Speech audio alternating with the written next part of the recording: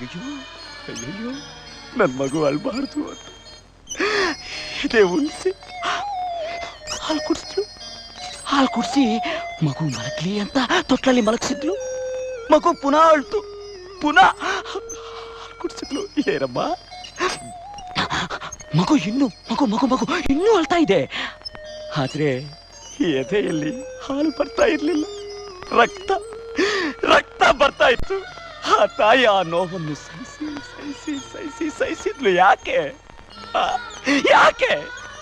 ಮಗು ಶಾಂತವಾಗಿ ಮಲಗ್ಲಿ ಅಂತ ಅಮ್ಮ. ನೀವು ಹಠ ಮಾಡಿದಕ್ಕೆ ಫಟಾರ್ ಅಂತ ಹೊಡೆದ್ಲು.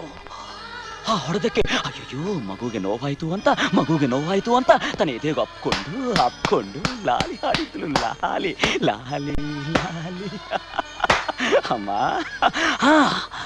ನೀವು ತಪ್ಪು ದಾರಿ ಹಿಡಿದಾಗ ಇದು ತಪ್ಪು ದಾರಿ, ಸರಿದಾರಿಯಲ್ಲಿ ಹೋಗಿ ಅಂದ್ರು. ನೀವು ಕೇಳಿಲ್ಲ, ನೀವು ಅಧರ್ಮ ಮಾಡ್ತಾನೇ ಹೋದ್ರಿ. ಅವಳು ಸಹಿಸಿ ಸುಮ್ಮನೆ ಆದ್ಲು. ಯಾಕೆ? ಇವಳು ಸಹನಮೂರ್ತಿ. ತಾಯಿಗೆ ಪ್ರೀತಿಸೋದು ಗೊತ್ತು, ಶಿಕ್ಷಿಸೋದು ಗೊತ್ತು, ಕ್ಷಮಿಸೋದು ಗೊತ್ತು. ಯಾಕಂದ್ರೆ ಜನ್ಮ ಕೊಟ್ಟ ತಾಯಿ ಅಲ್ವಾ ತಾಯಿ.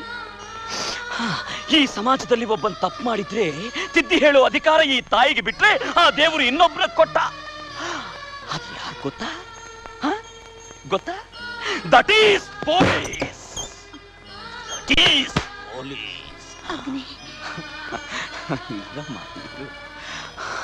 ಈ ತಾಯಲ್ಲಿರೋ ಎಲ್ಲಾ ಗುಣ ನನ್ನ ಹತ್ರ ಇಲ್ಲ.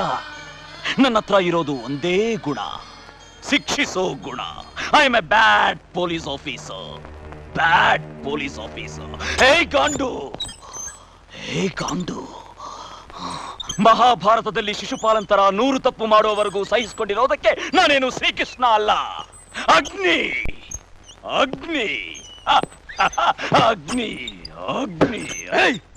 ಸಾಕ್ ನಿಲ್ಸಯ್ಯ. ನಾನು ಕೇಳ್ತಾ ಇದ್ದೀನಿ ಅಂತಾನೆ ಹೇಳ್ತಾನೆ ಇದೆಯಾ?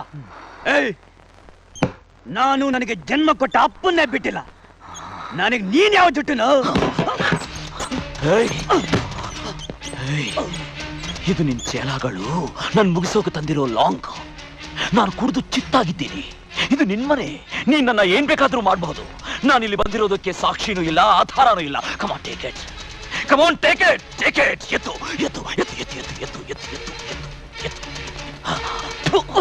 ನಾ ಮಾಡ್ತಾ ನನ್ನ ಮಗನೇ.